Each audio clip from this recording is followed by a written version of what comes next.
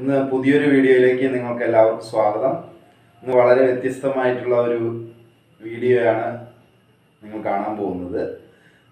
ഞാൻ നിങ്ങൾക്കൊരു സ്പെഷ്യലായിട്ടുള്ള വളരെ സിമ്പിളായിട്ടുള്ള ഒരു സാലഡ് കാണിച്ചു തരാൻ പോവാണ്. ഇതിനു മുമ്പൊക്കെ സാലഡിൻ്റെ വീഡിയോ ഇട്ടിരുന്നു, നിങ്ങൾ കണ്ടു കാണും, പരീക്ഷിച്ച് കാണും.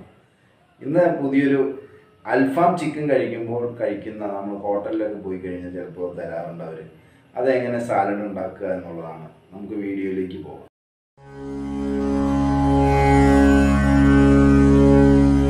സാലഡ് ഉണ്ടാക്കാൻ വേണ്ടിയിട്ട് ഞാനിപ്പോൾ എടുത്തിട്ടുള്ളത് 4 സവാളയാണ്. നിങ്ങൾക്ക് നിങ്ങളുടെ ആവശ്യത്തിനനുസരിച്ച് കൂടുതൽ സാലഡ് ആവശ്യമുള്ളവരാണെങ്കിൽ അതനുസരിച്ച് എടുക്കാവുന്നതാണ്. പിന്നെ നമുക്ക് വേണ്ടത് ക്യാബേജ് ആണ്. അതൊരു ക്യാബേജ് മുഴുവനൊന്നും നമുക്ക് ആവശ്യമില്ല.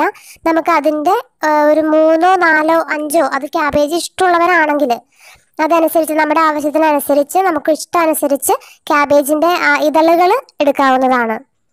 പിന്നെ നമുക്ക് വേണ്ടത് ഒരു നാരങ്ങയാണ്. അത് നിങ്ങൾക്ക് പുളി അധികം വേണമെങ്കിൽ 1, 2 ആകാം. ഞാനിപ്പോൾ ഇവിടെ എടുത്തിരിക്കുന്നത് ഒരു നാരങ്ങയാണ് ഞാൻ ഉപയോഗിക്കുന്നത്. ഇനി നമ്മൾ സവാള നന്നായിട്ട് അരിഞ്ഞെടുത്തിട്ടുണ്ട്.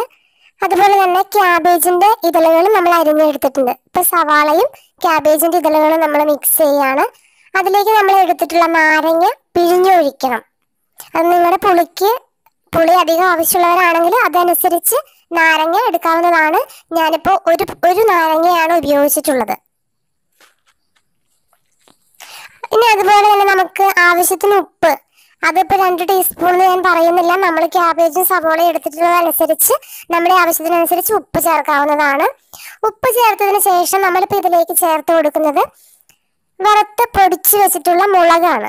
പിന്നെ നിങ്ങൾക്ക് കുറച്ചുകൂടി നല്ല കളറൊക്കെ വേണമെന്നുണ്ടെങ്കിൽ കാശ്മീരി മുളക് ചേർക്കാവുന്നതാണ്. അതല്ല കുറച്ചുകൂടി എരിവ് വേണമെന്നുണ്ടെങ്കിൽ സാധാരണ മുളക് പൊടിയും ചേർക്കാവുന്നതാണ്.